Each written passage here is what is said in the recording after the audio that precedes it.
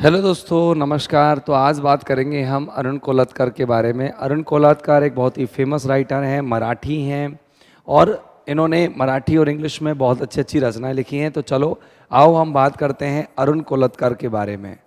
अरुण कोलत्कर अरुण कोलत्कर के बारे में हम जानकारी लेते हैं कि अरुण कोलत्कर का जन्म कब हुआ, इसको कौन कौन से अवार्ड्स मिले, कौन कौन सी इन्होंने किताबें लिखी। तो देखिए, इनका जन्म जो है 1 नवंबर 1932 को हुआ था। इनका जन्म 1 नवंबर 1932 को हुआ। ये याद रखना है आपको कि 1 नवंबर 1932 1932 में आपको याद रखना है इनका जन्म हुआ। ये कोल्हापुर में हुआ था, कोल्हापुर स्टेट, ब्रिटिश इंडिया में कोल्हापुर में हुआ था। 25 सितंबर को 2004 में लगभग 71 वर्ष की उम्र में इनकी मौत हो गई। ये एक महाराष्ट्र से पुणे और महाराष्ट्र इंडिया में रहे हैं और ये एक मराठी राइटर रहे हैं। मराठी MARATHI मराठी राइटर रहे हैं।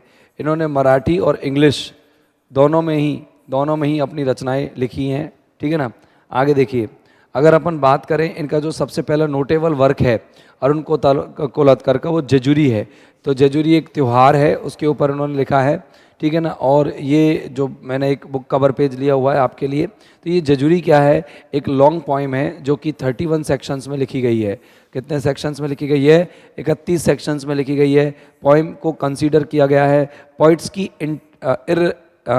इर्रेवरेंट ओडिसी, मतलब इसको इर्रेवरेंट ओडिसी माना गया है। और इसको इर्रेवरेंट ओडिसी माना किसने है? आर पारसारथी ने माना है। ये याद रखना आपको कि इर्रेवरेंट ओडिसी किसे कहा गया है, तो जेजुरी को याद रखना। जेजुरी जो है इर्रेवरेंट ओडिसी कही गई है to the temple of Khandoba. Khandoba का जो टेम्पल है जेजुरी में, उसके बारे में लिखा गया है। A small town in western Maharashtra. Jejuri भी क्या है, एक त्यौहार है और एक जगह भी है जहाँ पर एक छोटा सा एक कस्बा है महाराष्ट्र का।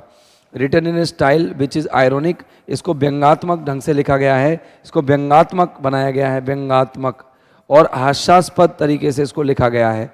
इसको हास्यात्मक बनाया गया है या हास्यास्पद बनाया गया है और व्यंग्यात्मक बनाया गया है। The poem has a colloquial flavour, इसके अंदर एक कॉलोक्यूअल फ्लेवर है, मतलब एक काल क्रमों का, एक समय का, एक उस समय का फ्लेवर है। विच goes well with the level eight which life is portrayed, जो उस लेवल के साथ साथ चलता है जैसे कि लाइफ को चित्रांकन किया जाता है। मतलब उस समय की झलकियों को दिखाता है कि वो ज़माने में वो समय कैसा रहा करता था। अब बात करते हैं कि अवार्ड्स की। अवार्ड की बात अगर हम करें तो इनको साहित्य अकेडमी अवार्ड जेजुरी के लिए मिला हुआ है। इनको साहित्य अकेडमी अवार्ड जेजुरी के लिए मिला हुआ है 2005 में। और 2004 में जेजुरी जो है पब्लिश हुई। जेजुरी जो पब्लिश हुई थी, प्रकाशित हुई थी, वो 2004 में प्रकाशित हुई और इनको 2005 में क्या मिल गया? पुरस्कार मिल गया। नहीं नहीं नहीं नहीं नहीं नहीं, ऐसा नहीं है। आपको याद रखना है कि जेजुरी 2004 में प्रकाशित नहीं हुई थी। इनको साहित्य अकेडमी अवार्ड तो इनकी पूरी रचनाओं के लिए मिला है, 2005 में मिला है। जेजुरी प्रकाशित हुई थी 1976 में, पहले ही हो गई थी जेजुरी तो प्रकाशित। ठीक है ना। जेजुरी तो प्रकाशित पहले ही हो चुकी थी और जेजुरी जो प्रकाशित हुई उसके लिए कॉमनवेल्थ पोइट्री प्राइज मिला उसे। और ये जेजुरी जो प्रकाशित हुई थी, जेजुरी ये हुई थी 1976 में। 1976 में ये जेजुरी नाम की जो बुक है वो प्रकाशित हुई। जयजुरी नाम की बुक जो है 1976 में प्रकाशित हुई और ये पहली बुक रही है पोइट्री की इंग्लिश में। द बेस्ट फर्स्ट बुक, सबसे अच्छी पहली बुक रही है किसमें? पोइट्री में। और उसके लिए इनको कॉमनवेल्थ पुरस्कार मिला है। तो याद रखना, इनको 2 पुरस्कार मिले। साहित्य अकेडमी अवार्ड 2005 में, 1977 में इनको कॉमनवेल्थ प्राइज मिला इनकी बुक जेजुरी के लिए। इनकी सबसे फेमस जेजुरी रही। आर पारसारथी ने इनकी बुक को, जेजुरी को क्या कहा? इर्रेवरेंट ओडिसी कहा।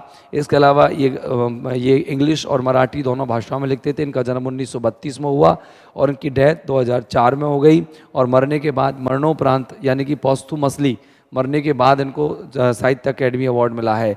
पोस्थुमसली मिला है। पोस्थुमसली कहते हैं मरणोपरांत, मतलब मरने के बाद।